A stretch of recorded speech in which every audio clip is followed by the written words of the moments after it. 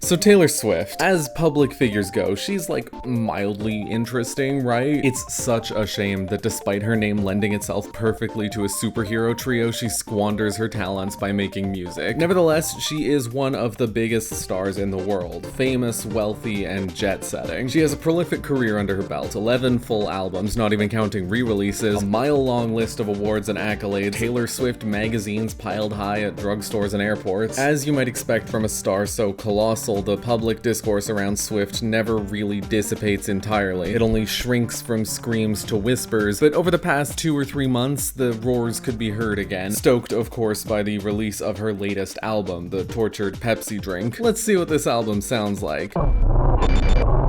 Okay, I don't know why everyone hates on this. I don't personally care for Taylor Swift's music. To me, it's just like melodically, rhythmically, and lyrically tedious. It's like the definition of playing it safe. I don't care if you like it, it's just not my thing. Let's get something on the table here. Taylor Swift has had several relationships, and all of her publicly documented relationships have been with men. Not too long ago, she ended a 6-year relationship with the actor Joe Alwyn, and at the time of writing, she is currently seeing American football player Travis Kelce. But here's the thing. As with basically every major cultural touchstone, Taylor Swift is a subject that a lot of people have pretty strong feelings about. With every new Taylor Swift event comes the renewal of every controversy, every whirlwind she has ever been at the center of. Be it the fact that her father basically bought fame for her, the total absurdity of her private jet usage, or the all-consuming devotion of her fan base. Within that devoted fan base, there's Gaylor,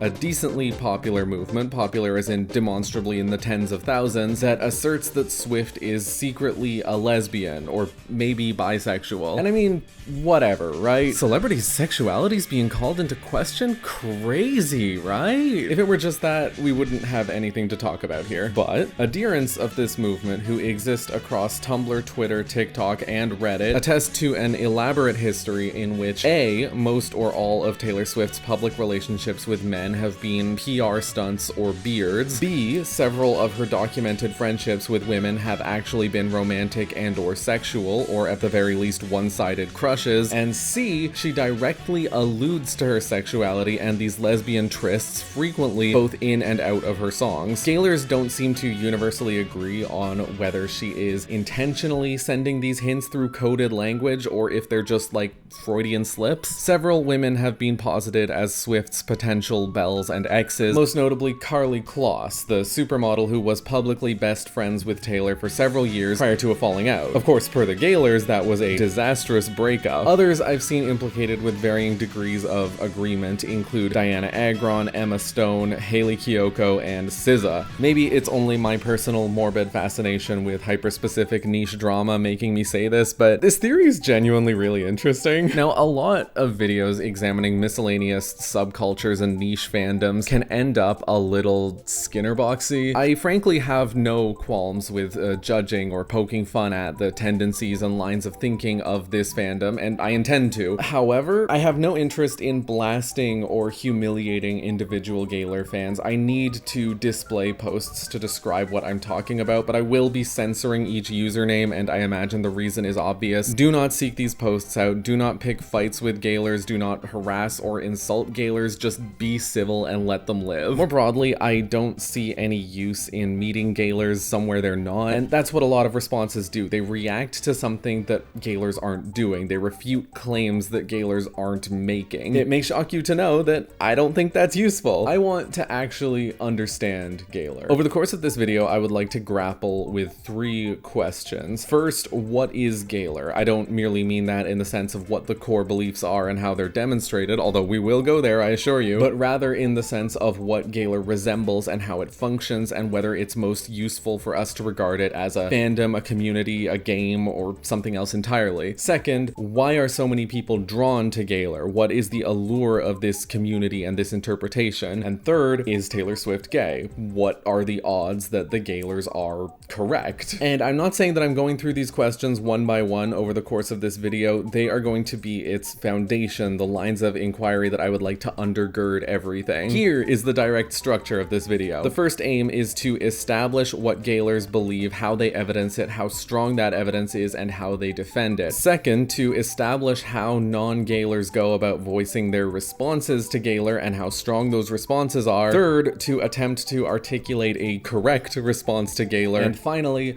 to illustrate the meaning of Gaylor. What lesson, if any, can be taken from it. So let's talk evidence.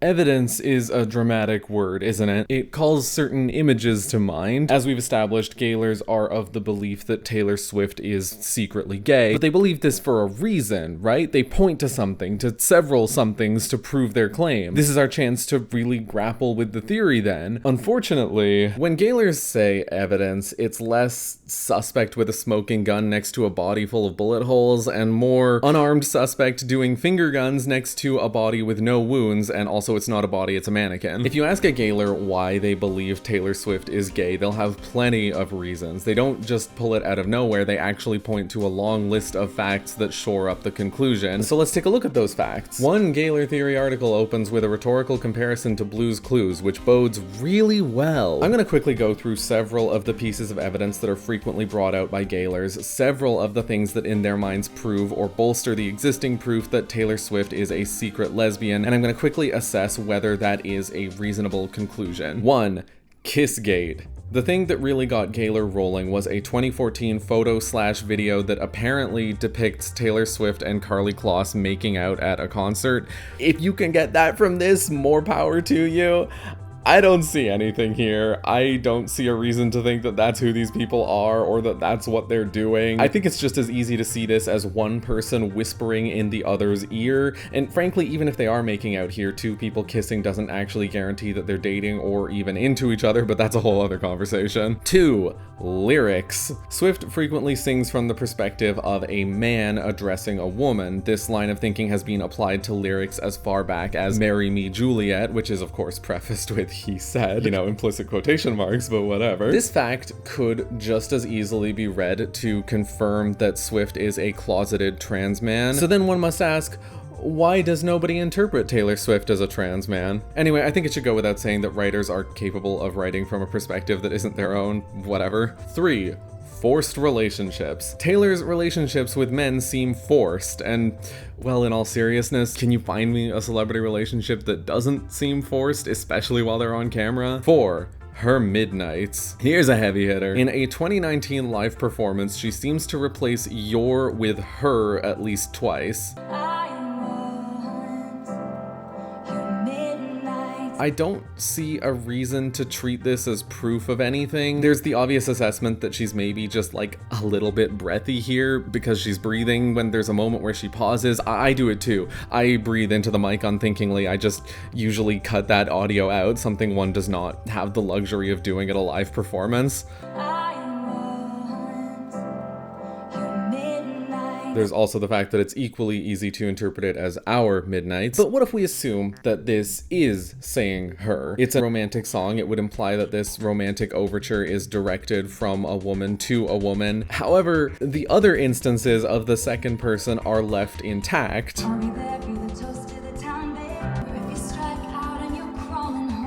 If we assume that she did intentionally substitute the pronoun to change the text from second person to third and explicitly womanize its subject in the same stroke, why bounce between her and your? Why do it in general? To drop a hint? Is that what you do when you're closeted? Drop intentional hints in a crowded room at a major event? 5. Recurring themes. Another core piece of evidence is that her lyrics, as well as statements in press releases, interviews, and the like, frequently return to gay themes like forbidden love, romance as something you keep secret, feeling trapped, the distinction between public image and real identity, etc. And where the Gaylors aren't wrong is that there is a queer reading for each of these themes 100%, but what they don't seem to acknowledge is that several of them are also just popular fantasies among the cis and straight, and more to the point that they're common, largely inoffensive motifs in pop music. Should we assume that every person that ever says they feel trapped by anything must be gay as a result? Is every Saw character gay? Actually, that's a bad example. I've seen how people get about those movies. The point is, I don't see it. 6. The mural. In 2019, she commissioned a promotional mural that looked like an outfit that Karlie Kloss once wore 6 years prior. Yes, really, this is used as a real piece of evidence. I've seen this reported as an impossible resemblance, and I agree insofar as it's almost impossible to argue that they closely resemble each other. The shapes are different, the color palettes are different, they contain different patterns. The mural has no semblance of the facial silhouette in the outfit. If it's meant to allude to this outfit, it's doing a bad job of it. The sole similarity is that they are multicolored butterflies which contain hearts among other shapes. While we're talking about Karlie, 7. Karlie's room. Karlie Kloss apparently had her own guest room at Taylor Swift's apartment, and therefore they were sleeping together. Do I need to explain the problem with that logic? If they were sleeping together, why would Karlie need a separate bed? 8. Cats. Taylor having an interest in cats is often put down as evidence of her being gay. I don't think I should have to refute that. 9. Rainbows. Any kitschy, colorful stripes that she wears are interpreted as rainbows. Her outfits get called lesbian or bisexual colors whenever she's wearing pink or purple or light blue, all colors that straight women famously avoid. 10. Values. She says homophobia is bad. I would fucking hope so. That's something that's something that straight people are allowed to do, you know? Can we get back to talking about music? 11. The Very First Night. This song has 3 versions of its pre-chorus, and each one opens with a rhyming couplet, then follows with a not quite couplet, where a word that rhymes with her is instead paired with you. Didn't read the note on the Polaroid picture, they don't know how much I miss you. The Gaylor interpretation is, of course, that the line is supposed to be how much I miss her, but it was changed to you for some reason. I could point out that switching the pronouns makes some things stop making sense, like I'm the one on the phone as you whisper, do you know how much I miss her? Is this about 3 people now? There's an I and a you and a she, and there are still second person addresses throughout the song, but a hardcore Gaylor would probably assert that those lines were also changed. But let's stick to her versus you, the duel of the century. If they were supposed to rhyme, but the word was changed from her to you, why not make the rhyme still work? Or if it was intentionally left this way, why? As a coded signal? But why do that? To whisper in the ears of a small subsection of the fandom? 12. Hairpin. The follicular wrangler in question has manifested in Taylor Swift's songwriting on 2 notable occasions 2 years apart. Right Where You Left Me is a song about stagnating in the wake of a breakup, a person who is unable to move on, described through a lens of being frozen in time. Now take a look at the pre-chorus, particularly the line, I swear you could hear a hairpin drop. Now, of course, the adage is here, a pin drop, not a hairpin. Why might Taylor Swift have chosen to say hairpin? I can put forth a couple reasons. The extra syllable makes the line fit into the lyrical rhythm while also contributing a bit of assonance. There's another reference to hairpins a few lines later. The imagery of pinned up hair collecting dust clearly invites us to take it as a symbol of a stifling stagnancy, stillness, and irrelevance. The hypothetical of a hairpin falling out could be taken as a sign that there is hope, that this character's hair could cease to be pinned and dusty sometime soon, that she might break out of all this. But there's also another way to take all this. To drop hairpins is a gay slang phrase which means to delicately drop hints about your sexuality, generally in a bid to assess another person's sexuality. It dates back to at least the 60s, which is why you've probably never heard of it. When you Google hairpin drop on incognito, the things that you get are historical articles about the gay rights movement, Gaylor, historical articles about the gay rights movement, Urban Dictionary, Gaylor, Dictionary of Slang, historical articles about the gay rights movement, Nolatoy 80-piece fabric 5cm hairpin water drop hairpin. So you can tell where this is going, right? Gaylors have opted to take that line in Right Where You Left Me as,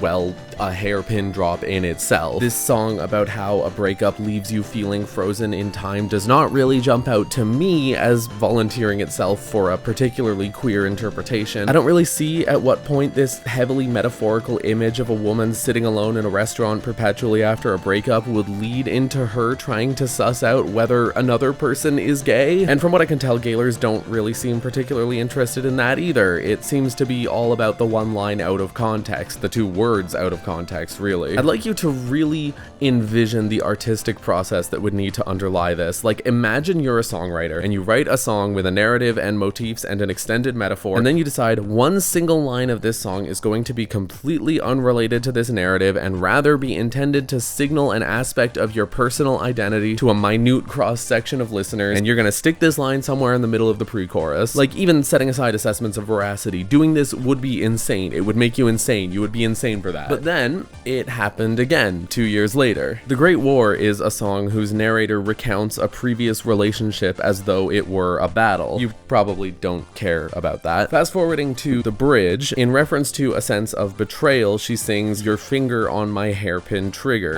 It's exactly the same mechanism as in the last song, isn't it? She took a well-known adage with pin and added hair. Now she takes an adage with hair and adds pin. They're practically begging to be perceived as deliberate intertextuality. So the Gaylor read is to take the hairpin as outness. Therefore, the Gaylor read is that the hairpin trigger is the threat of forcible outing. To have one's finger on Taylor Swift's hairpin trigger is to be threatening to out her. This conclusion might appear sound, especially if taken in tandem with Right Where You Left Me, but it's propped up just about entirely on three major assumptions. One, the assumption that that's what a hairpin drop is. As stated, dropping hairpins does not mean coming out. It means testing the waters to see if you can come out. And that's an image far more at odds with the threat of forcible outing. To jump from the word hairpin to hairpin drop to coming out is to omit a pretty decisive middleman from the interpretation. It'd be like if the quote was, "You have your hand on my leg," and the interpretation was that this was a prayer of good luck because of the phrase "break a leg." That's not a mental leap, that's a mental blast off. 2.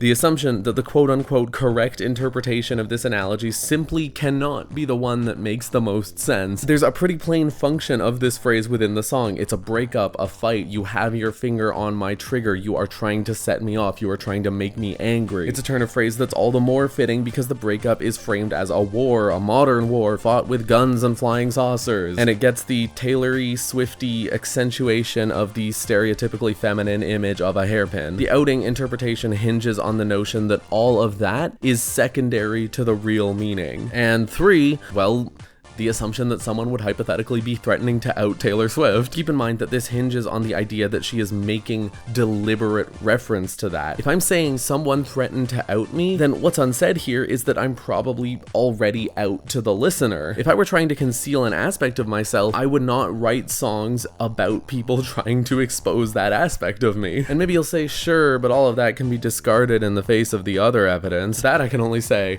what evidence? I don't know about you, but I'm standing in the middle of a dusty, barren wasteland somewhere 1,000 miles from the nearest evidence. I think you're getting the picture of what Gaylor theorization looks like by now. Rather than continuing to sift through small potatoes, though, I would like to zero in on the 2 songs that are arguably the most important to understanding Gaylor. Taylor Swift released a song called Me on April 26, 2019. April 26th is, of course, Lesbian Visibility Day. Much was made of the promotion for this video. Me, out now. You can imagine how that got construed. She announced the song on April 13th. Should that be taken as a covert reference to Homestuck? Do you think Taylor has a fan troll? What do you think her fan troll's blood color is? There's this whole Taylor Swift numerology thing. 13 has long been reported as her lucky number, and lo and behold, on the 13th, she teases that she's releasing a song in 13 days. The fact that she wears a suit for a brief stretch of the music video was taken as a clear indicator of her lesbiosity, but the suit can only be delivered through this mediation by pastel colors and overblown makeup, which to me reads as a reassertion of femininity that is almost defensive, as if to say, okay guys, you know I'm going a little off the wall because I'm wearing pants right now, but don't worry, I'm still girly, I'm not gay. I hate this gif, I hate it so much, she's so fucking scary, stop coming toward me. But we haven't even brushed the keystone of the Gaylor interpretation of this song. The Me video with Brendan Urie depicts Taylor rejecting a proposal and then accepting a cat. You see, so saith the Gaylors, she's indicating that she doesn't want to marry a man,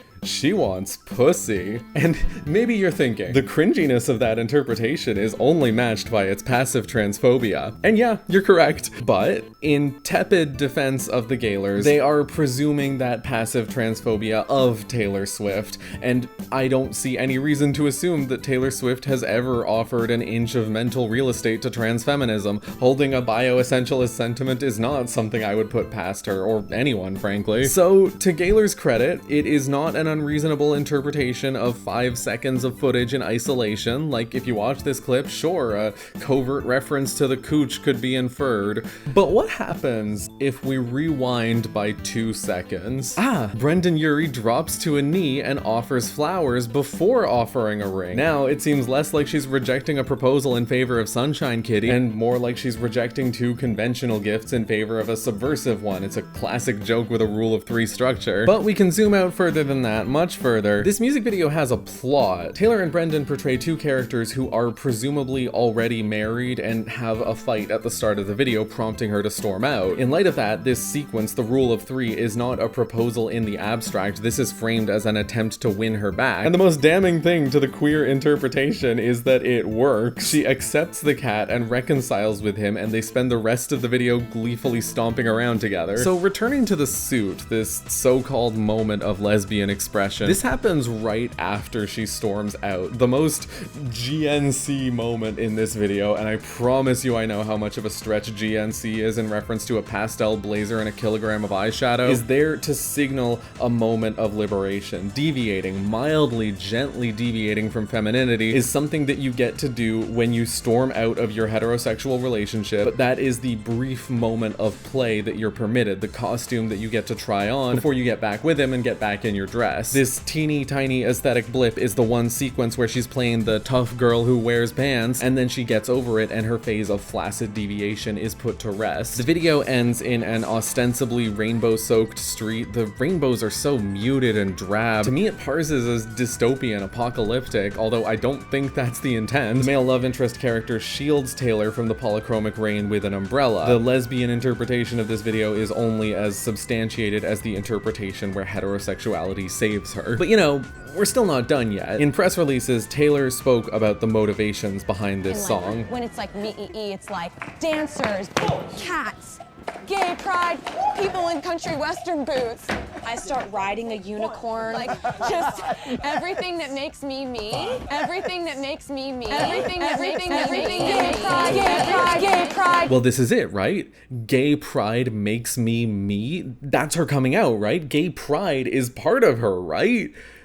Let me just say, I don't want to come across as though I'm positioning the LGBT community as monolithic. One of the common retorts among queer people to the Gaylor Theory is to say that Taylor Swift acts straight. She's the straightest woman ever. She doesn't act gay. And I'm avoiding that line of argumentation to the best of my ability, even though there is merit in acknowledging that queer people are shaped by their community, adopt behaviors from one another, actively choose to present themselves and behave in ways that signal their identities. I'm avoiding it because I don't want to reify or seem to reify the idea that quote-unquote acting straight precludes someone from being gay. That manner of drawing lines around behavior has little use at the best of times. I say all of that to preface this.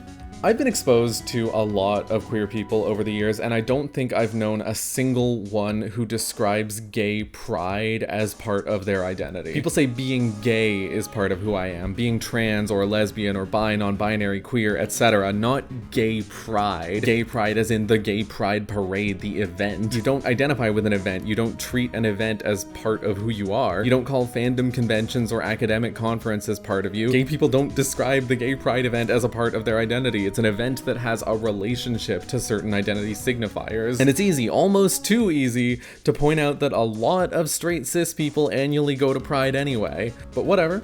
Now what about Taylor's other big gay music video moment?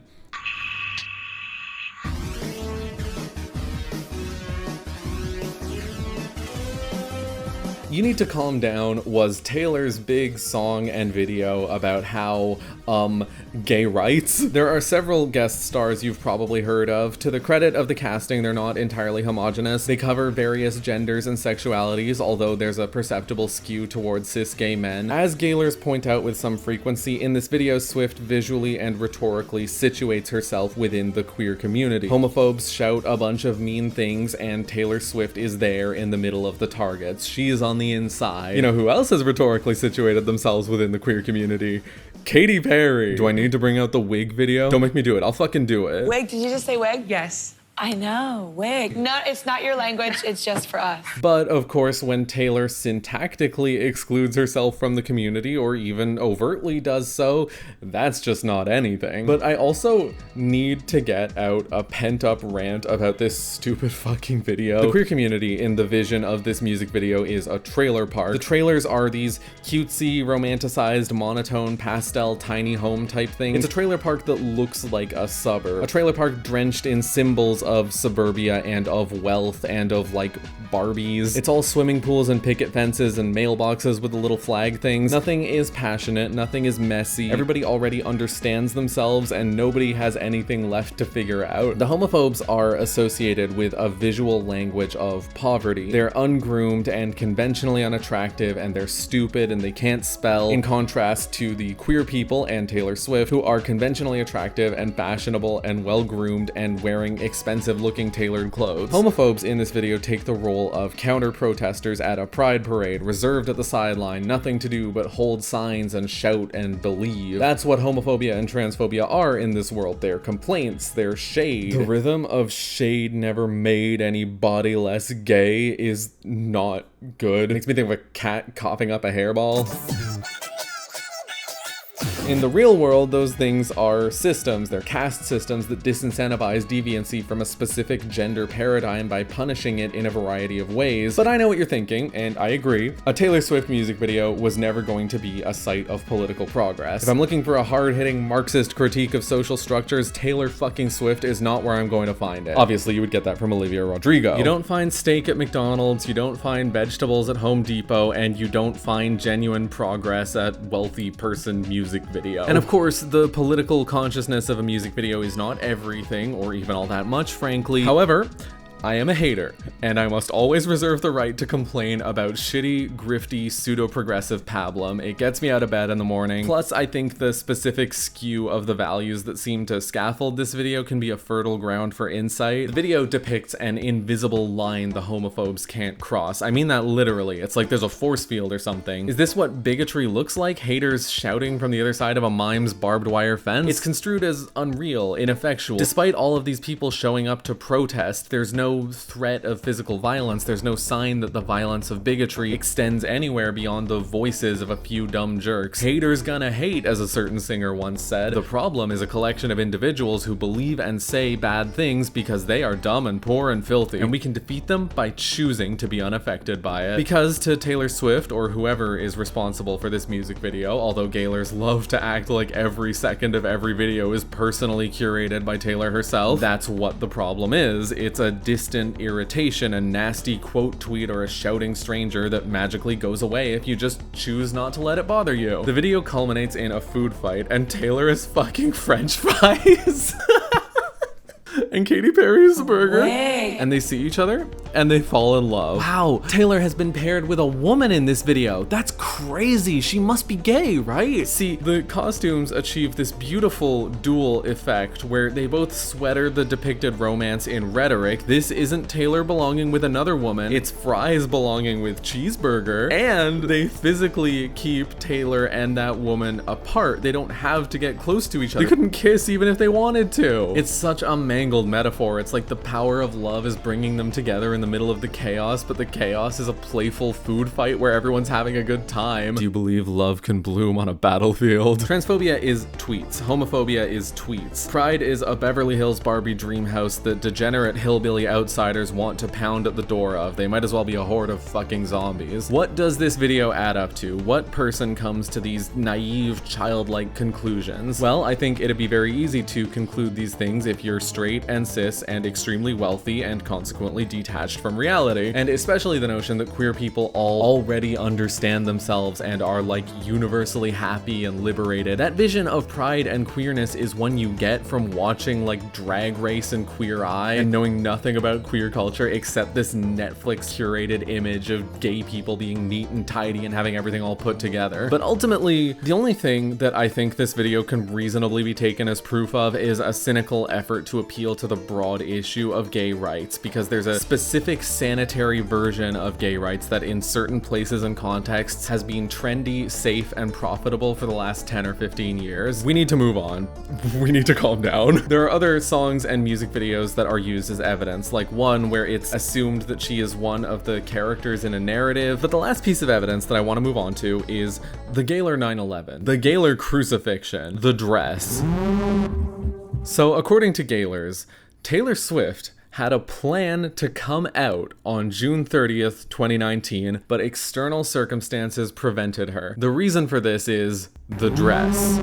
In early 2019, dressmaker Christian Siriano showed off a rainbow dress he was working on, but he was secretive about the commissioner. The same year, it was also reported that Siriano was working on something for Taylor Swift. Gaylors immediately concluded that the rainbow dress was for Taylor and that she intended to wear it to New York Pride 2019 and come out as a lesbian. And when June 30th rolled around, the person wearing the dress was Billy Porter. And Billy Porter himself reported this dress as being custom made, i.e. custom made for him. And he had worked with Christian Siriano before, but if you think that would put an end to it, you probably haven't been paying attention. Gaylors had already concluded that this gown was for Taylor Swift before anyone had worn it. Why would they let go now? So they now had to prove two things. First, that this dress was made for Taylor Swift rather than Billy Porter. Second, that there is a reason Billy Porter is the one wearing it. For the former, Gaylors argued that it doesn't fit Billy correctly, which doesn't seem true to me and is frankly kind of mean. They also point out that there's a nude colored portion on the dress that seems clearly made for a white person. That is fucking insane to me. I suppose there's simply no chance that a color could be specifically chosen to contrast the skin tone of the wearer. No, the prime responsibility of any gown is to support the illusion that under all that tulle your fucking tits out. And for the latter count, the reason Billy Porter is the one wearing the dress rather than Taylor Swift, Gaylors noted that on June 30th, 2019, it was announced that Taylor's masters had been sold to Scooter Braun, and therefore she was so distraught that she never made it to Pride. I'm obsessed with this wording. She never makes it to Pride. Never makes it to Pride. Never makes it to Pride. It's like a true crime podcast. The killer got her. And of course, I get the sense that if it wasn't for the sale of her masters, it would have been something else preventing her from wearing that dress. Maybe she found out about a sad event that happened that day. Maybe that's the day Megan Fox broke up with her. Maybe the killer got her. I need to make it abundantly clear. The notion that Taylor intended to go to Pride to begin with has no basis. These fans saw that a rainbow dress existed and concluded that it was for Taylor Swift and that she was going to wear it to a specific event and come out at that event. Christian Siriano shared a fan edit of Taylor wearing the dress. This is taken as confirmation and I can't fathom why. I just can't get over the passive meanness toward Billy Porter. And to be clear, it is passive, but it's still uncomfortable to read. I've even seen someone saying Christian Siriano must have resented the fact that his work was being worn by someone who made it look so bad. Hello? Fucking hello? By this logic, if it was made for T-Swift's stick figure measurements, why would any other person have been able to squeeze into it? Altering the size of a dress is not something you do with a snap of the fingers, meaning that if we were to accept that this piece changed hands, it must have been in advance of June 30th, not on the day of, which is explicitly contradictory to Gaylor's version of events. But also, like, what are the fucking logistics here? If Taylor Swift decides on June 30th that she's not gonna wear this dress, how does it end up on Billy Porter's body the same day? Even if we assume that no alterations are needed, did T-Swift like announce this in a group chat or something? Hey, does anyone not have an outfit for Pride yet? What would Billy otherwise have worn? Does he have a separate custom-made outfit just rotting in a closet somewhere? And beyond that, okay, Taylor didn't make it to Pride because she was distraught, and that's why she didn't come out on June 30th, 2019. And what? She decided she could never come out ever? Because she's mad at Scooter Bruder? That was 5 years ago. If she was actively planning on it, why would one bad event disintegrate those plans forever? What kind of person do you have to be to stay closeted for the rest of your life out of like personal resentment for one person? The Joker was right, I guess. All it takes is one bad day. Now, am I nitpicking here? Yes, but I'm trying to illustrate just how porous and conjectural this narrative is. The number of questions that are left unanswered by this theory. I can't help but wonder why I've never encountered any Gaylors volunteering answers to these questions. Why they haven't tried to grapple with the logistics of Billy Porter taking the dress or the reason she stayed closeted for 5 further years. Do they consider there to be a self-evidently blatant answer to these questions? Or does it come from an approach of pure teleology where all that you need to do is piece a sequence of events together, no proof necessary? If I pull that thread a little harder, I find myself faced with the fact that this narrative, this timeline of events, does not seem to be designed to convince anybody. The phrasing of each version of this that I've read parses as matter of fact, almost informational, as if the immateriality of the claims is secondary, because as far as the writer is concerned, the claims don't need substance. The dress was made for Taylor is as uncontroversial a statement as grass is green. And that phrase I lingered on, she never makes it to Pride, is clearly intended to provoke an emotional response, or rather to hammer in an emotional response that is already presumed of the reader. It's as if Taylor Swift is a character in a story, and this degree of hermeneutics would probably be satisfactory if it were in reference to fictional characters, but it isn't. More on that later. So it's probably clear by now that the evidence presented by Gaylors is not enough for me. There are 3 things worth mentioning. 1, the preceding evidence should not be taken as the one-to-one scope of any individual Gaylor's belief. I empirically get the impression that individual Gaylors likely accept or reject specific facts and claims. 2, this is not the entirety of Gaylor evidence, as I've already implied. There are dozens of other granular posts out there voicing specific takes and claims. To give a couple of examples, here's a post claiming that Swift's high heel breaking during a live performance was premeditated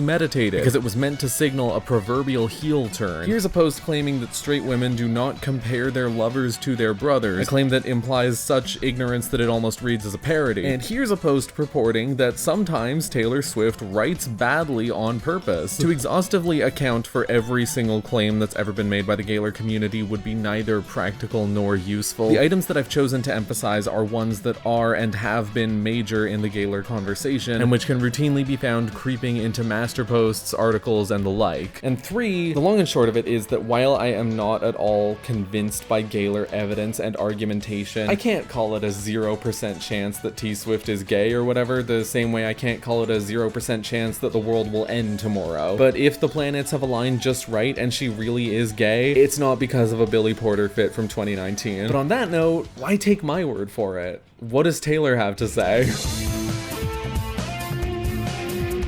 When the Taylor-Carly kiss thing, or, you know, supposed kiss thing, circulated, Taylor Swift infamously responded with a request for people to stop speculating that she was dating her friends. You might think that that would put the whole thing to rest, but no, you're probably not thinking that. In the prologue insert of one album, Taylor laments the fact that her friendships with women are sexualized. I was sure people wouldn't sensationalize it if I just hung out with women, right? Once again, it seems to close the book, but it obviously doesn't. The instances of Taylor Swift seeming to shoot down the theory are written off by Gaylors with incredible ease. Either it's deflection because she wants to stay closeted, or you're missing the point and she's actually talking about something else. But in the few instances that I have seen Gaylors react to, opposition to, or mockery of the theory, it mostly manifests through construing that opposition as undue disrespect, either toward Gaylors or toward Taylor Swift herself. In terms of the latter, Gaylors like to construe the so-called hetlers, yes, that's really what they call them, as homophobes who hawkishly try to enforce their myopic image of the heterosexual Taylor. This echoes the broader Swiftie tendency among fans, straight and gay alike, of asserting that disliking Taylor Swift is a sign of misogyny. It's like the tedious Twilight discourse all over again. For the blissfully unaware, a few years back there was a cultural resurgence of Twilight. For many, it was an invitation of the franchise into the canon of kitschy, campy cult classics, but for many others, it was a full full-on reappraisal, complete with circulation of the line, "Twilight was never bad, you were just sexist." And that prompted a response that went, "No, we hated that Twilight was a sexist and racist series." And it was really one of those situations where people are just talking past each other. Likewise, the thought that disliking Taylor Swift is a function of misogyny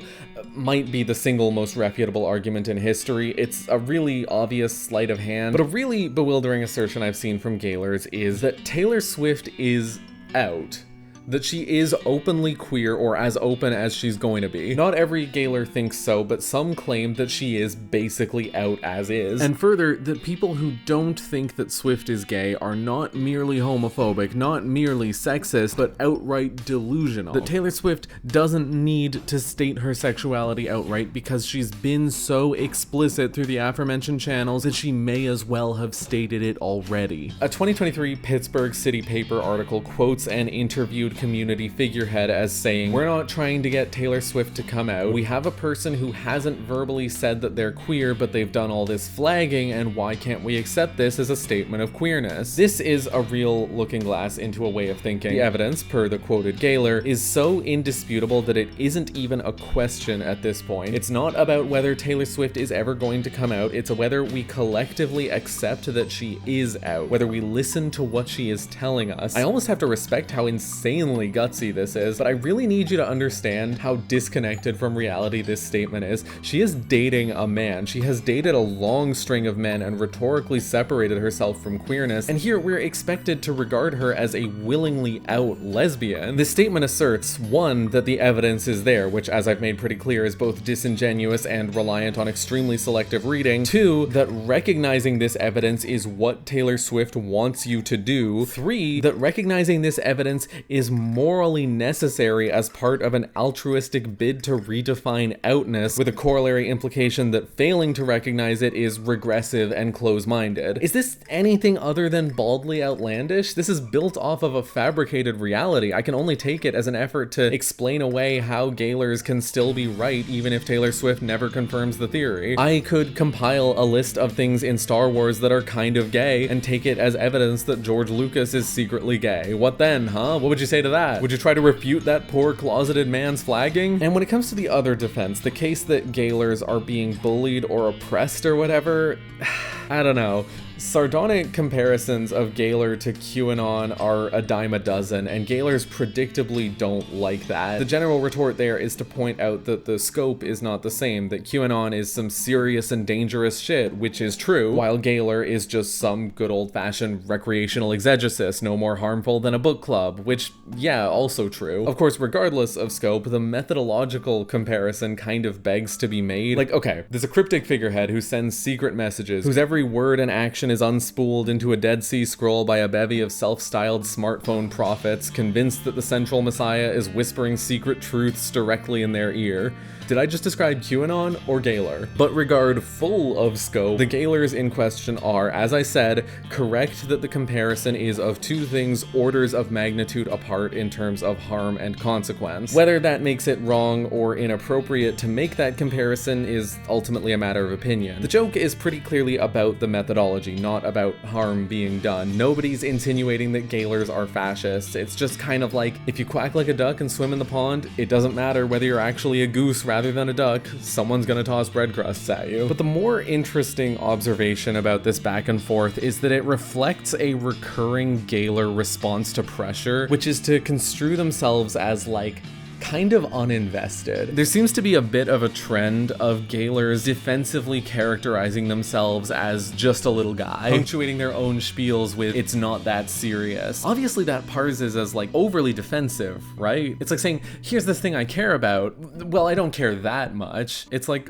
almost sad. But up till now, I've neglected the central defense that Gaylors use to fortify their gate against any and all siege engines. What Gaylors always fall back on is the notion that Taylor Swift cannot come out. Any counter evidence, from Swift's publicly known romantic misadventures with various men to her quirky habit of repeatedly saying or implying that she's not gay, which is of course a super common trait among lesbians, all of that is dismissed on the basis that she can't come out. Those men are all beards, and she needs to maintain plausible deniability. She's unwilling to come out, or it poses a danger, or it risks shattering her fan base, or maybe her record label has forbidden her, or whatever. And even setting aside how thoroughly this contradicts the idea that she's already out, this is a very strange line of thinking. Even if we were to set aside assessments of the actual risks faced by a white, cis, conventionally attractive, filthy rich American superstar considered one of the most influential people on the planet, two glaring questions remain. First, why is she choosing to remain closeted, particularly when she allegedly intended to come out half a decade ago? And second,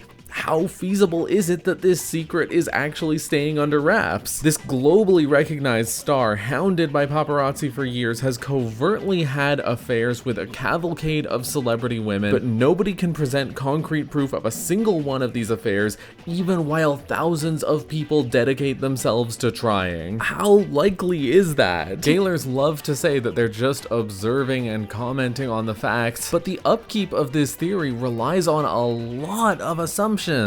Anyway, let's move on.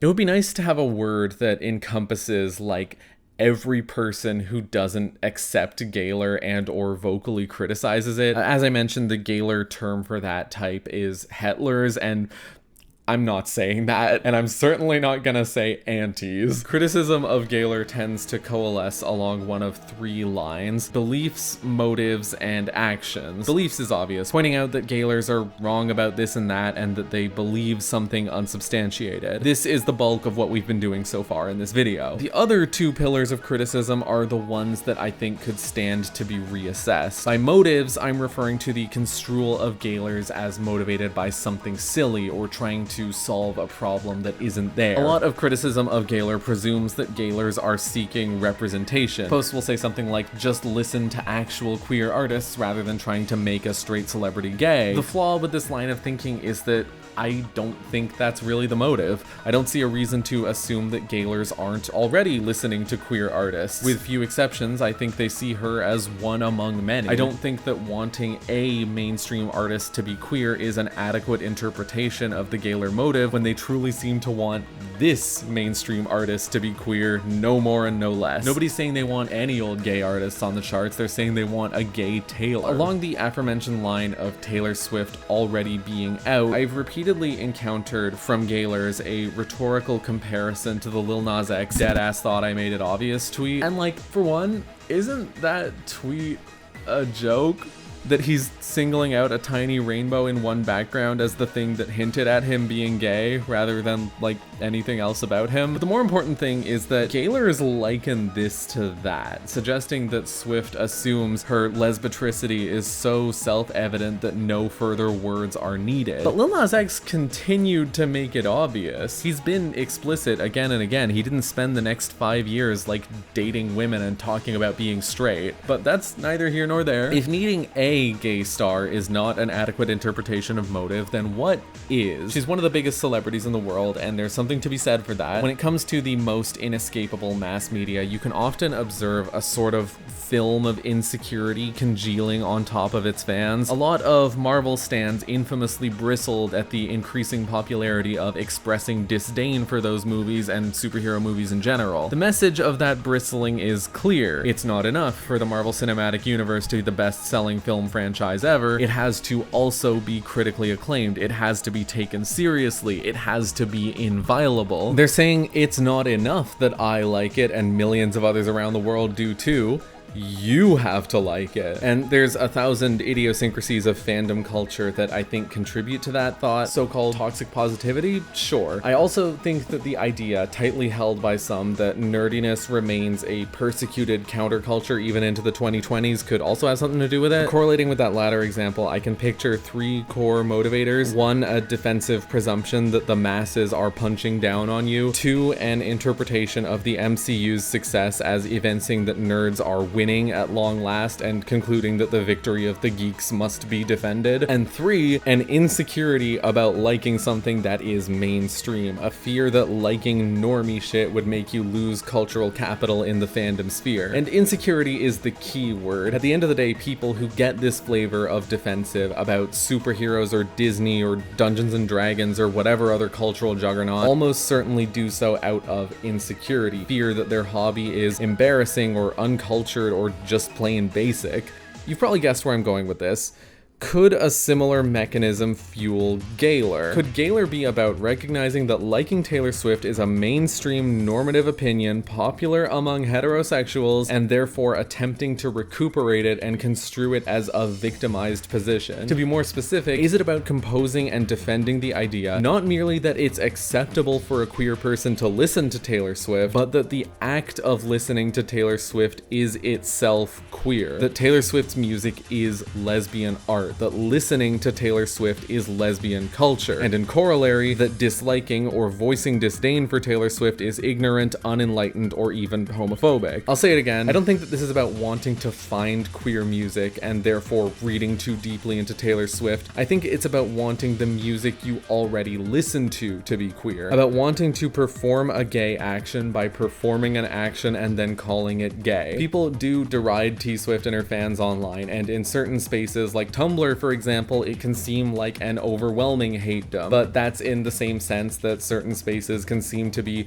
oppressing men or oppressing cisgender people. At the end of the day, that's happening in a niche. Broad swaths agree with Taylor Swift fans, enough to spend millions of dollars on her, enough that her tours have been reported as stimulating local economies. But I suppose that means nothing if the swaths who agree with you aren't the swaths you want to agree with you, if the communities who deride you are the ones whose validation you regard as relevant. For the MCU fan, maybe it's untenable that some of the franchise's most vocal detractors are film critics and cinephiles, and for the Gaylor fan, it's untenable that some of Taylor Swift's most vocal detractors are queer. Now, granted, I don't think that this can account for all of Gaylor, and we will be returning to other aspects of motive. Here's a question related to this subject. Why Taylor Swift and not somebody else? There's certainly something to be said for how the larger your fandom is, the more likely the subdivision into fervent branches, and few fandoms are quite this vast, but I think there's more to it. Parasociality is something Taylor Swift cultivates. You are my friend, you know secrets about me, here are pages from my diary, you can refer to me by my first name or by a diminutive nickname. She promotes the notion that her music is letting the audience in on the real her. Something I hope we can all agree on, Gaylor or not, is that Taylor Allison Swift the human is not the same as Taylor Swift the brand, the ideal, the product. Where Gaylors disagree is in their assertion that the real human Taylor is meaningfully perceptible somewhere within the product. She even leans into this kind of thing. As mentioned earlier, she returns often to themes of the real me versus the me everybody sees, but she does this as the product. You don't become the world's biggest pop star by seeming unapproachable or controversial.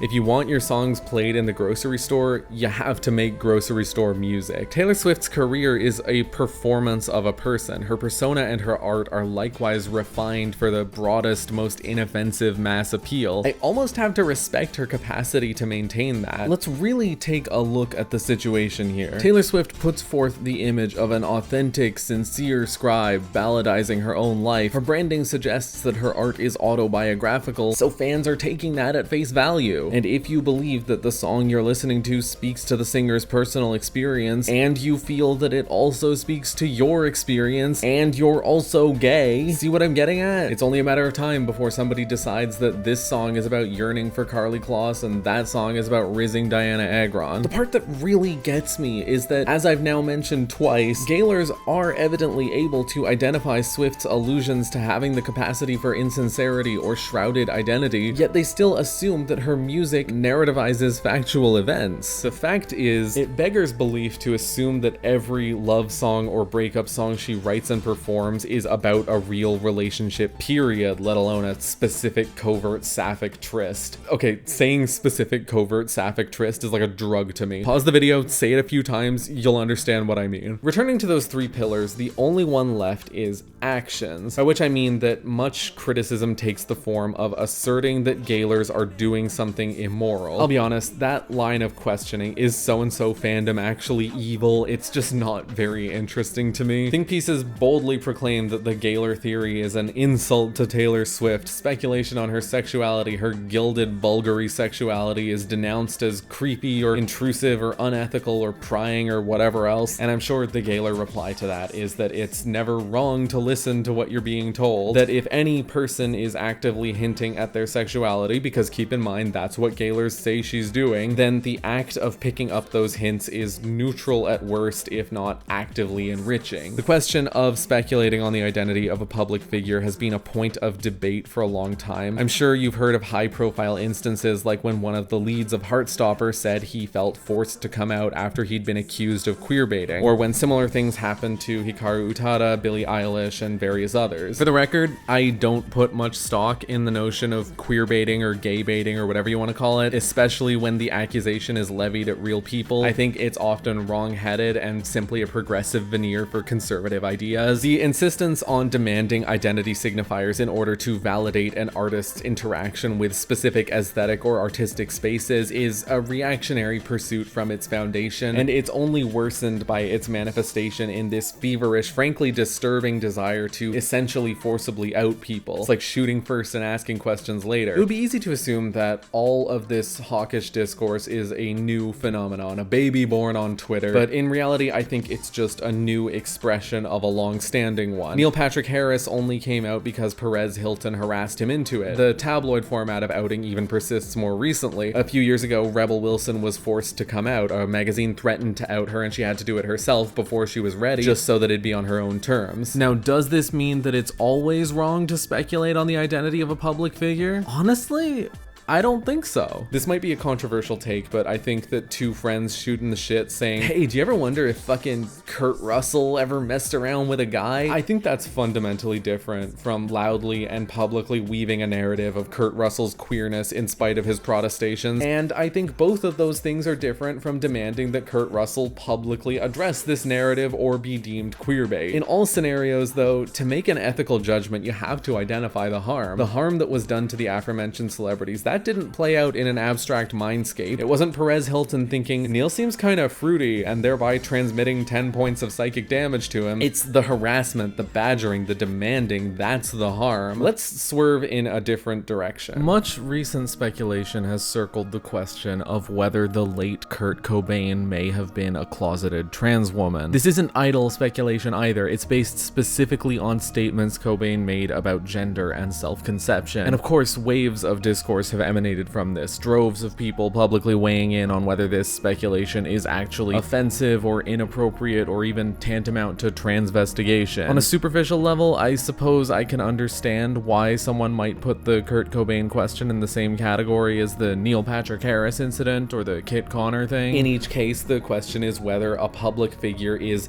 some kind of person that they never said they are. But I think there's a pretty profound difference for two reasons. First, Kurt Cobain is dead. The question cannot be posed to him. He can't be harassed, he can't be targeted, and he can't be hurt by it. And second, it's just not the same question. Does this person not understand that they are queer, that actively living as queer might help them, heal them, open doors for them, is not the same question as, is this person living as queer and concealing that fact from the public? We're talking sympathy versus nosiness, an effort to suggest rather than to expose, and of course in neither case does the person in question owe anyone an answer, assuming they're capable of giving one. When it comes to your friends, if you know someone well and believe they might be gay, they might be trans, that's something you can talk to them about. Talking to people about this stuff can be literally life-saving, and that's not the same as trying to lay bare someone's secret queerness. And of course, Gaylors aren't really doing either of these things. There's no pretense of Taylor not knowing that she's gay, so it's not that, but Gaylors also aren't badgering her to demand answers. They're just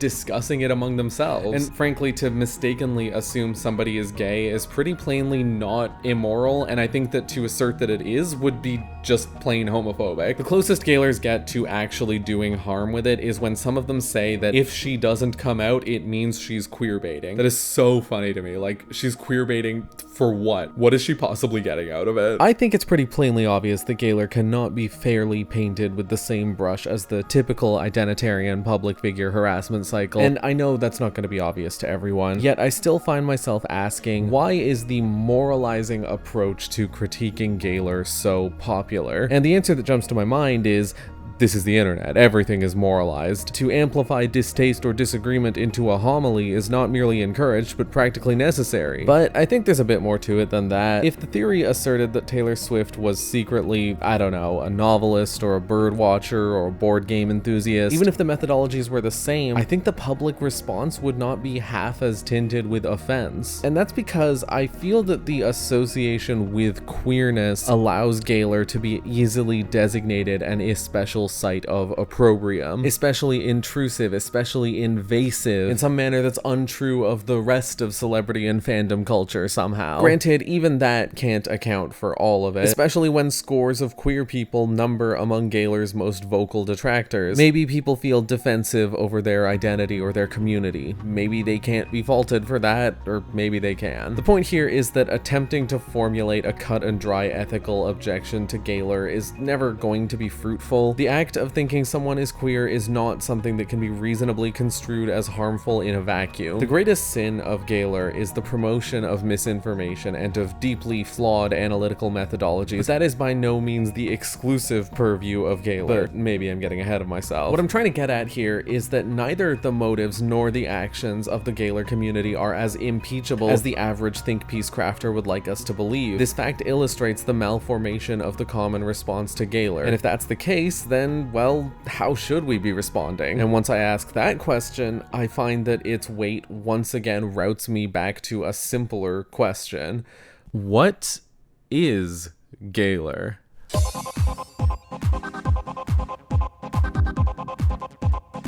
Let's start with this. Gaylor is a community, obviously. Facile observation. Now, is it a fanfic, a headcanon, a shipping community? Gaylors do self-describe as shipping. Kaylor, as in Carly plus Taylor, was and is a popular ship tag, but is it a ship? Ships, of course, mean different things to different people, and I honestly think a sizable portion of shipping discourse can be chalked up, at least in part, to this jumble of meanings. And for some people, a ship is serious business, an identity signifier, a shorthand to illustrating which side of a debate you fall on. Seeking textual hints at a relationship is certainly something Gaylors do, but of course the obvious distinction is Taylor Swift isn't fictional. But we do have a frame of reference here. Speculating about the lives of celebrities is not anything new. Forming an extensive theory, building a community off of it, that's rarer than par. But Gaylor is not the first of its kind. There is a precedent, and it's called Larry Stylinson. This was a community dedicated not only to shipping two of the guys from One Direction, but to promoting the notion that they were in a secret relationship and forbidden by the label from going public about it. And these fans believed that the guys' IRL relationships with women were staged, up to and including one of them having a fake baby. Larry has a Wikipedia page and Gaylor does not. Justice for Gaylor. I followed someone on Tumblr way back in the day who got crazy into this theory overnight. You know, some people suddenly start posting about K-pop, others suddenly start posting about Larry's fake baby. I can't really remember the details, and I'm honestly not interested in looking too deeply into it. One theory per video is plenty. I think there was something about a teddy bear, but the point is, all of this has happened before, and it will probably happen again. Is that comforting? But when we're talking about the lens of fanfic, RPF, or real person fanfic, is what it's called when you write stories about real people. There were a lot of fanfics about the cast of Supernatural, like the real world actors. The Beatles have a dedicated community of fans who ship and write fics and produce art. for some reason. People ship hockey players, they ship NASCAR drivers. Every so often I'm scrolling Tumblr and I get blasted by a GIF set of two fucking hockey guys with a caption like, "You know they're having nasty gay sex in the locker room." There's been extensive debate over the morality of RPF, whether it like sexualizes people against their will or whatever, or if it's wrong to treat the real world as fiction. And as I've already said, I don't really care about that question. But I remember that the Larry blogger that I unwittingly followed agreed that shipping real people is unethical, but Larry wasn't shipping. They said that shipping Lenny and Gary is different from earnestly believing that they are dating in secret. Of course, that's effortlessly dismissed as an excuse. If someone goes to a Christian church weekly and they pray and study the Bible and they sincerely believe it and they worship Jesus, then they say they're not Christian. Does that statement truly mean that the word Christian is not an acceptable word to describe that person and their actions? To repeat myself, Gaylor fans often do describe themselves as shipping. They describe Kaylor and Swiftgron and whatever else as ships. I hate the name Swiftgron. That sounds like the name of a fucking Decepticon. The question of whether Gaylor is a fanfic is going to be shaped by how you personally define fanfic. But I expect to expound this principle in another video someday, regard fanfic as defined above all other definitions by being willingly produced and distributed through the mechanisms that produce and distribute fanfic. That might sound like circular logic, and I suppose that from a certain reading it is, but what I'm saying is that the only thing separating fanfiction from any other fiction is that its authors have called it fanfic, either explicitly or implicitly by uploading it to a fanfiction website or other fanfiction context. And although hundreds of Gaylor fanfics exist, Gaylor's primary spaces of operation are not those of fanfiction. And it's not framed through lenses like headcanon or fanon, it's framed as an identification and interpretation of real-world facts. I think it's fair to say that Gaylor is a community that shares some elements with the fanfic community. Because of that pretense of factual analysis, could Gaylor be called a field of study? Arguably, it's certainly held together by a particular exegetical framework, but I'm not sure that form of analysis gets us anywhere. Then there's the phrase most begging to be uttered: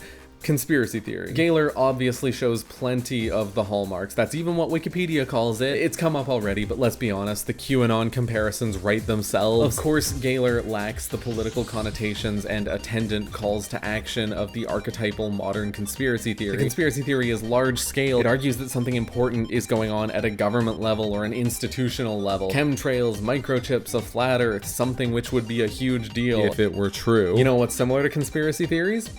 ARGs. If you think about it, an ARG is really a domesticated conspiracy theory. It's conspiracy theory that you know is fake and that you participate in recreationally. It's fiction as alternate reality, a layer of blackout poetry you're stacking on top of the world to see it through a new filter for pure funsies. Is Gaylor an ARG? There's certainly some amateur cryptography going on, and that's a favorite of the ARG sphere. Let's put it another way. Is Gaylor a game? I brought up the intentional obfuscation thing before. Gaylor is a serious theory, but it's also not something you should take seriously. It's just for fun. But it's also a real analytical metric that infuses genuine meaning into Taylor's oof. But it's also a proposition of the real, true, objective facts of her life. This is how people talk about astrology. Do you believe that my birth month prescribes my personality? Or is it just a game? It can't be both. The aforementioned "I'm just a little guy" response, I don't think it's a fruitful avenue for understanding the community, considering defensiveness is just like a staple of online interaction. So, is Gaylor a game? Gaylors do seem to have fun with it. They make friends, they crack jokes. I don't take issue with the act of haphazard hermeneutics in and of itself. I am entirely capable of amusing myself through ridiculous, over-the-top interpretations of things. We've seen recently the ways that the internet can function as a large-scale site of recreational cooperative storytelling. Fairy talk garnered attention a couple years ago. A few years back, there was whatever the hell Frozenova was. Collaborative world building is a thoroughly precedented mode of play. But once again, with Gaylors, it doesn't parse like world building. If it were pure play, you'd expect a tone of suspended disbelief, less earnest offense at those who disagree. It's as much a game as reality shifting was. Game is not a useful angle, so we end up back at conspiracy theory. The phrase conspiracy theory is ill-defined, and there's a certain vocal type of person who will toss accusations of conspiracy thinking at any person who criticizes any established establishment. Despite that, the phrase has a certain explanatory potential that is just not present in terms like game and cult and religion. It captures a specific kind of thinking, a kind of belief building, a kind of apophenia that sums Gaylor up to a T. Conspiracy thinking is often described as an imposition of order onto the world, a causal linking of unrelated events. Where have we seen something like that? How about singling out stretches of footage to project meaning onto them in isolation, or conjuring a causal bridge between events that happened on the same day? So Gaylor is a conspiracy theory community with elements of fan fiction. This also provides insight into why Gaylor has appeal. In one sense, I think that to some extent, Taylor made her own bed with this one. Tangential to the subject of ARGs, apparently Taylor Swift has a storied history of Easter eggs, teases, and hint dropping, hidden numbers that gesture at dates and countdowns, lyrics of upcoming songs smuggled into Instagram captions. She praises fans for reading closely into everything she says. Of course, a fan with a hyper-specific interpretation is going to read that as a personal congratulation. The same way everyone that goes to a concert will tell you they made eye contact with the singer. But more broadly, and aligning with the angle of spiritualism, astrology, and reality shifting, conspiracy theories have a certain attractiveness because they offer you access to a mode of knowing that most people don't or can't access. You know how the world really works, and no one else does. The theory makes the world make sense. It makes the world seem simple. It's been speculated that attraction to that way of thinking correlates with feelings of powerlessness. I feel that that is relevant. We can bolster our understanding of Gaylor if we see it as an act of seizing power, of finding a stadium where you can't be defeated. If you feel powerless or vulnerable in one tract of life, it might comfort you to find a zone where you have something most people don't, where you access a secret knowledge, a truth about something quotidian the majority is pitifully unaware of. And there's a community element too. You get to meet like-minded people who share that belief, that knowledge, and form a feedback loop. And the subsequent feeling of persecution can strengthen the sensation of rallying around something, fighting for something. It goes without saying that I don't think Gaylors have actually identified the secret truth of the world. I think they've invented a world they can comprehend, but that world can provide some insight on the real world. If we take this understanding that we've built of Gaylor, its structures and its motives, and we use it to contextualize their behaviors, actions, and argumentation, I think we'll be able to identify the function of belief in the Gaylor landscape. I used to work with someone, a staunchly Catholic 40-something, who once went on a spiel about how demonic possession is real, and people in the real world get possessed by demons on the regular, and it's serious and genuine and observable and frequent, and I was kind of stunned into silence, to which this person responded, presumably out of some combination of courtesy and awkwardness, "Well, you don't have to believe that stuff, of course." And I think I just said, "Right," and the conversation ended. But it stuck with me, particularly the last part. You don't have to believe it. It sticks out in my mind because, well, for me, it's not a matter of whether you believe it. It just isn't true. Up until this point, a sizable portion of my commentary has fallen squarely within the realm of individual phenomenology. What it might feel like to be a Gaylor, the sensations that might draw someone to Gaylor, and the sensations one might likewise derive from it. And obviously there's utility in that. It's worthwhile to try to understand why people do the things that they do. I hope it underscores my effort to remain compassionate, and most importantly, I hope it'll provoke viewers to consider their own experiences and their own engagements with things like belief and meaning making. But Gaylor is larger than any one person, much larger. A smattering of individuals choosing to invent and defend a new reality on their own would be an annoyance, but ultimately a curio. A cluster of people encouraging each other to adopt this mode of thinking, well, now what we're talking about is a phenomenon. But the thing about inspecting them on the level of phenomenon is that by nature, Gaylor resists efforts to politicize it.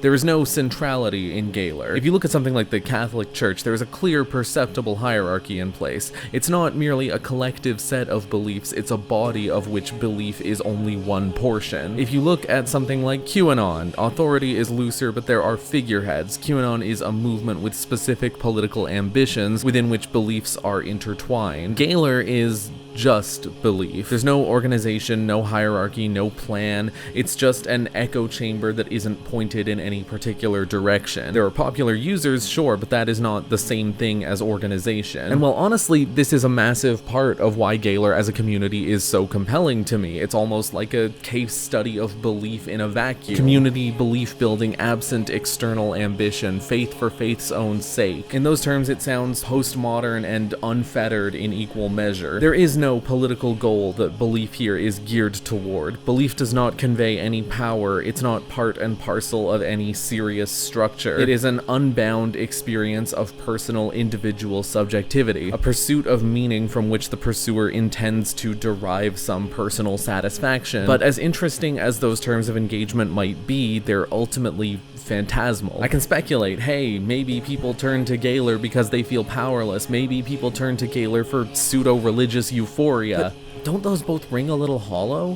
What can we do with that? How can one extrapolate a takeaway from that that isn't either condescending or implausible? I'm not gonna sit here and tell you that all misinformation is owed to personal emotion, as if. And that's why it's pretty clear that what we need is a new angle. Something that made me hesitate about making this video was the question of purpose, or maybe more accurately, the question of redundancy. Why bother refuting Gaylor? I can't help but think that a person who chooses to watch this is a person who already doesn't think that Taylor Swift is gay and who'd probably be hard to convince. Granted, I do feel, as I've said, that some criticism has been wrong-headed and there is benefit in correcting that. In that sense, there is something I could contribute to this discourse. But what tangled me up was that the fact that the viewers of this video are not likely to believe in Gaylor has a natural corollary. That a person who does believe in Gaylor is not likely to be convinced otherwise. On the off chance that a believer were to watch this video, they would probably not accept my refutations of the so-called evidence. They would probably either bend and flex their logic until it surrounds and devours mine, or they'd fall back on one of the surely infinite granular filaments of evidence one could pluck out of lyrics and press tours and social media. And I don't say that out of unmeasured cynicism. I say that because I've seen it. I've seen how Gaylors try to justify themselves in the face of all contradiction. Earlier, we covered Gaylor evidence and defense. I would now like to argue that all or almost all of the arguments deployed by Gaylors on either front are in service of at least one of three strategies: zoom in, deflect force, fall back. By zoom in, I mean rely heavily on close reading, microscopic reading, really. You can take a 5-second slice of a music video and make it queer in isolation of the minutes of context that surround it. You can wax about phrases she deploys out of hand, seemingly without thinking, and you can latch onto those phrases for years, trot them out as evidence imbued with the power to override everything else she does and says. The fact that she called gay pride part of her identity 5 years ago can be taken as more illustrative of who she is than the fact that she's dating a man right now. And take a look at this. This passage, released alongside the Tortured Potato Deleter, says, "Lovers spend years denying what's ill-fated." A pretty blunt allusion to the notion of star-crossed love, right? But here's someone singling out lovers spend years denying. It's all right there. She's confessing her truth. It's not even that it looks kind of gay if you squint, it's that it looks kind of gay if you cut 3 words off the end of the sentence. If you isolate a 4-word tract off a whole page so that you can imagine a different object follows that transitive verb. In this belief system,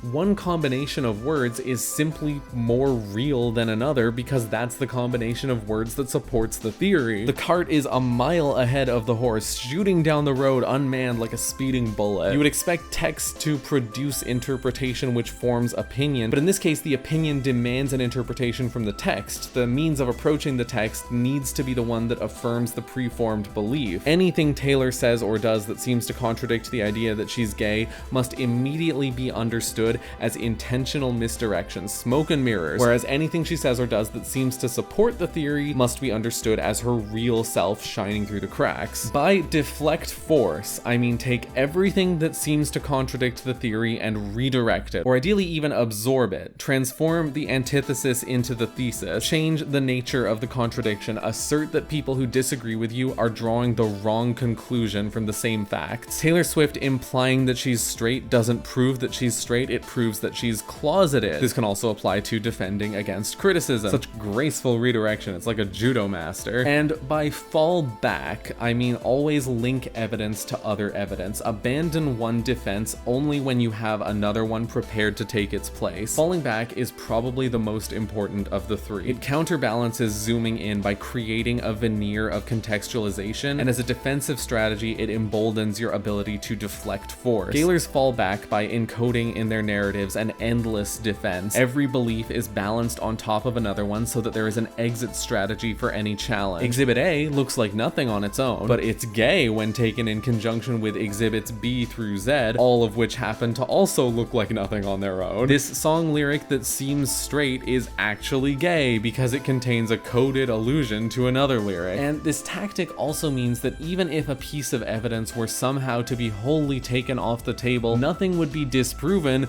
because there's always something else to fall back on. Okay, maybe she did something that seems straight, but she said gay pride was part of her identity and she made out with Karlie Kloss. Those aren't things straight women do. To put it all another way, zooming in is about defining the terms of engagement. Deflecting force is about protecting those terms of engagement, and falling back is about maintaining the ability to redefine the terms of engagement in a crisis. The best place to observe all three strategies in tandem is the dress story, which at this point has come up about 500,000 times in this video. Gaylor's zoomed in on disparate facts to conclude that the rainbow dress belonged to Taylor Swift and that she was going to use it to come out. When that didn't happen, they deflected force by zooming in again, this time on Billy Porter, to try and prove that the dress wasn't made for him, and they later fell back by deploying another piece of information that could provide a reason for why it all happened. I want to be extra clear that by identifying these tactics, I'm not trying to demonize any and all narrative construction. That'd be pretty hypocritical of me, wouldn't it? Being able to preempt counterarguments is a sign of good essay writing, and it demonstrates a willingness to actually engage with detractors. The problem is that these three tactics are not doing that. Zooming in isn't just argumentation, it's specious argumentation that manipulates fact. Deflecting force isn't merely responding to counterclaims, it's dismissing and misrepresenting them. And falling back isn't only narrative crafting, it's a never-ending appeal to non-existent context to try and make the theory invincible. So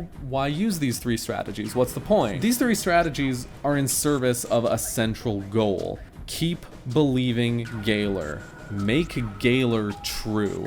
Foundationally, Gaylor is about accepting the truth of Gaylor before doing anything else. You can't argue how specific Taylor Swift errata reaffirms the message that she is secretly gay if you don't already believe she's secretly gay. It's simply not possible to construct these narratives if you haven't already presupposed the conclusion. I can substantiate this too. I've seen memes chiding younger or newer Gaylors for being too eager to cast doubt on the theory. But if you have already chosen to believe that Taylor Swift is a lesbian, then everything she says and does will tacitly corroborate it. The clip with the cat from the meme music video, I think I adequately established that that clip proves nothing. But if you believe Taylor is gay and are actively scouring a song released on Lesbian Visibility Day for evidence not to prove the unproven, but to shore up what is in your mind already not just proven, but virtually unassailable, then of course that 5-second sequence looks gay to you. Of course she's basically out as far as you're concerned. But I want to take this further. Gaylor is unfalsifiable by design. Gaylors like to say that Taylor Swift could shut them down whenever she wanted to. She could at any time say, I am straight, I have never dated Karlie Kloss or any of those other women, the people who construct those theories about me are wrong, and that would put an end to Gaylor. And they take the fact that she hasn't shut them down as proof that there is merit to the theory. That line of thinking reasoning is pretty plainly flawed, right? For one, it assumes that Taylor Swift has an intimate awareness of the theory. It assumes that Gaylor is enough of a blip on her radar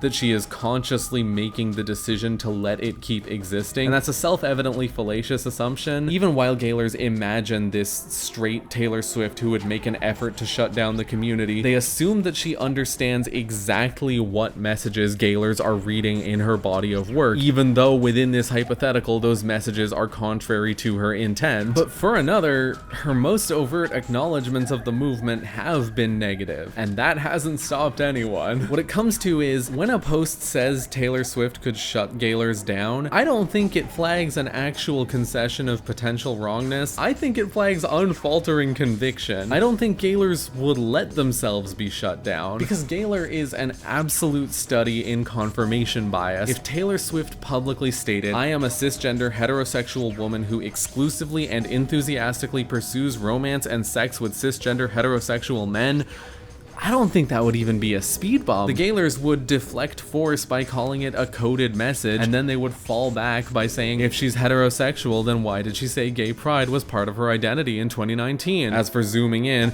if she ever released a song after that point with a line like, "Sometimes I tell lies," it would be fucking over. Sometimes she tells lies, you guys. Clearly she's trying to tell us that she was lying when she said she was straight. But that's the thing, isn't it? She hasn't said those words. She's talked around it. Certainly she's implied it, but the words "I am straight" have not escaped her lips as far as I'm aware. So why? If people were construing me as X and I resented it, I wouldn't beat around the bush by saying it gets on my nerves when people construe me in certain ways. I would say, I am not X, I am Y. And the Gaylor would respond that she doesn't say she's straight because she's not. You already know I don't accept that. You could argue that she wants to maintain plausible deniability to avoid scaring off Gaylor fans, but that puts us at the same place as those who accuse her of queerbaiting. I just don't see a reason to assume that the existence of Gaylor has an impact on her day-to-day decision making. Honestly, I think the simplest explanation, the one that relies on the fewest assumptions,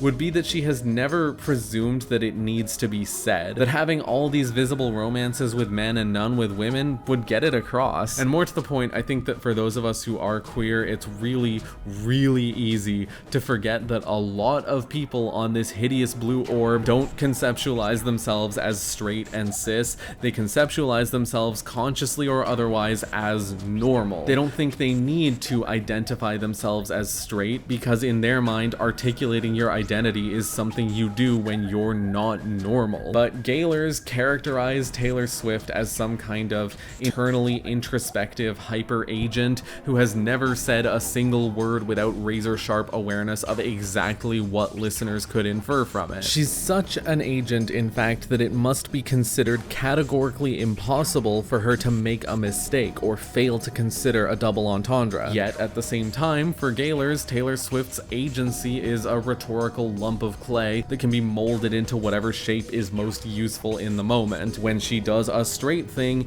it's because she effectively has no control over her public image and her marketing team has her in a chokehold and so on. But when she putatively does a gay thing, that's because she's exercising agency and expressing herself and her sincerely held feelings. The whole theory is a sludge of cherry-picked contradictions. She hasn't come out because the record label or whoever forbids her, but every one of her songs is about one of her numerous gay, lesbian, queer relationships with gay, lesbian, queer women, real, not fake, at 3 a.m. The cringy gay rights song was an arranged PR maneuver, but also full of deep hidden symbolism about the shade of the closet. She only acts straight because she's disconnected from the community and doesn't know how to riz a woman, but she knows when she's wearing lesbian colors or bisexual colors. Being seen with the man that she's dating is deflecting questions about her sexuality. Really? Every photo taken of her, even if it's for a magazine spread, is something that she personally curated. On that note, there's photos of Taylor and Carly on a trip together, and Gaylors report this trip as the romantic peak of their relationship. When I look at these pictures,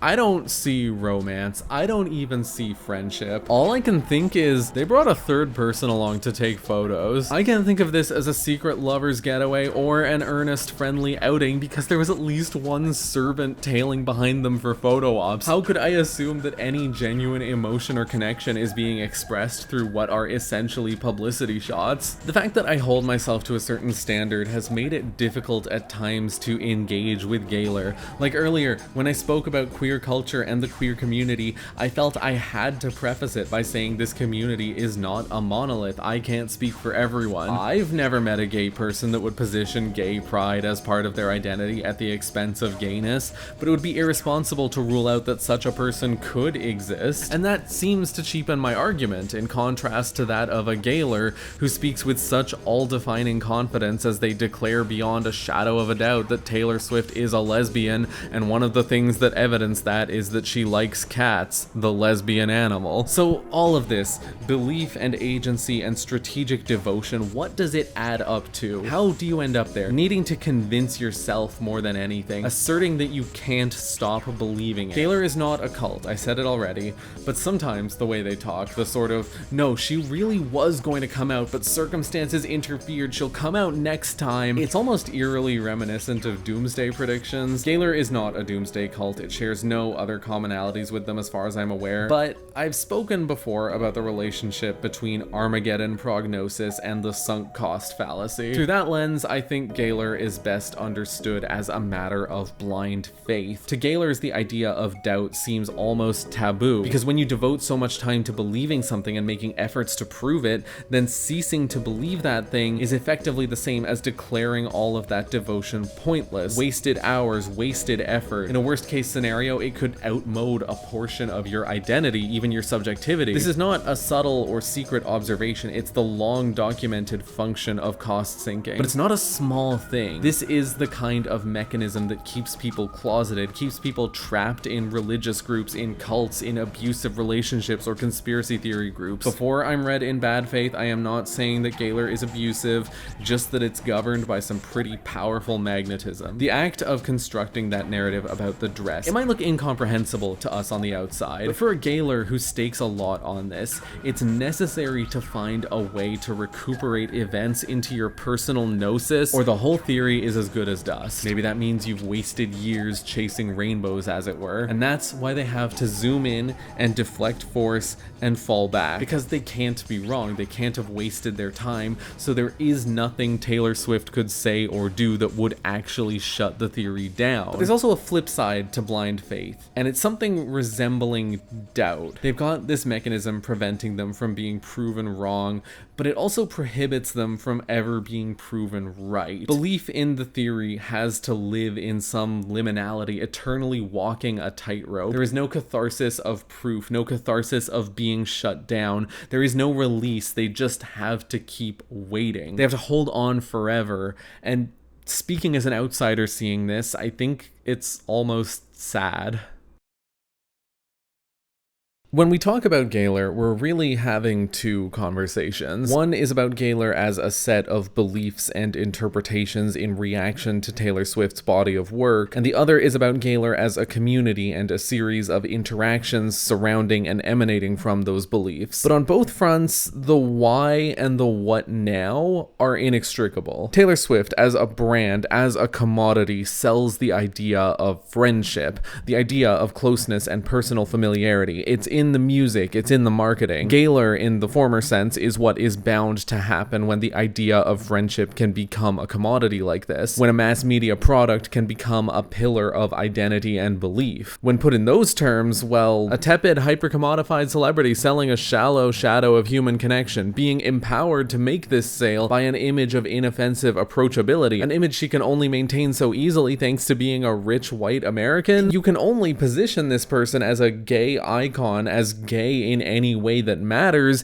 if you take the bait, drink the Kool-Aid, purchase the shadow, live in the cave, believe that she's your friend. This isn't a moral judgment. This isn't to say that the Swifties or the Gaylors or whoever have done something wrong or incurred a scarlet letter or whatever. It's to say, wow, what a fucking world we live in for it to be possible for this to happen. What a self-explanatory indictment of American pseudo-progressivism and celebrity culture in a single stroke. And likewise, Likewise, in the latter sense, Gaylor as a community is what emerges when a belief like this can be allowed to form on an identitarian plane. Honestly, it would be a lot easier if a moral judgment was called for, because Gaylors don't have a collective political ambition, for as outlandish and insular as their beliefs are, they're not of the kind that support genocide or buttress institutional racism or transphobia. I don't think you or I or anyone has a responsibility to, like, fix Gaylors or whatever. If you go in that direction, you run aground of two questions.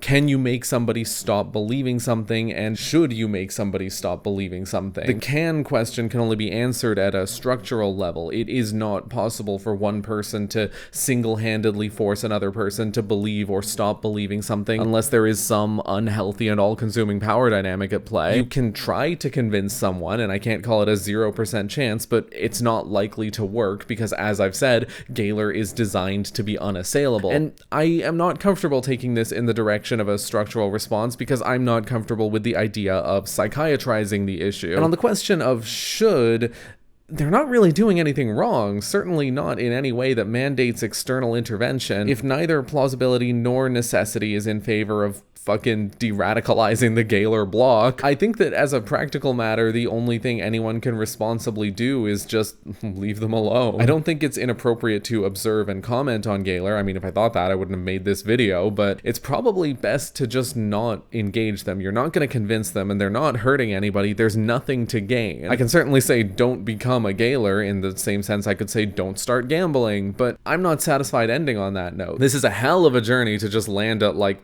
stay safe, guys. Look both ways before you cross the street. Bye. Thanks for watching. I remain convinced that there is utility in understanding Gaylor, and that's because it is not unique. And I don't just mean that in the sense that Larry also exists. The reason that I've put so much effort into emphasizing the thought processes, the arguments, and the defenses is because it'd be so easy to sit here and look at the things Gaylors express and say, I could never think like that because I'm not like that. But it's dangerous to relegate wrongness, be it ethical, political, interpretive, or factual wrongness, to some ontologically distinct other kind of guy. To do that would be exactly the type of thinking I'm trying to critique. And by the same token, it's disingenuous to act like there's no way to comprehend why someone would end up believing something wrong. I can see why it would be comforting to do so, to look at someone and conclude that they're just wired differently, but I also think it's something we need to move past. There's no benefit to sticking your head in the sand. And if we're talking about unsubstantiated beliefs, well, if you spend a decent amount of time online, you've probably heard most, if not all, of the following sentiments.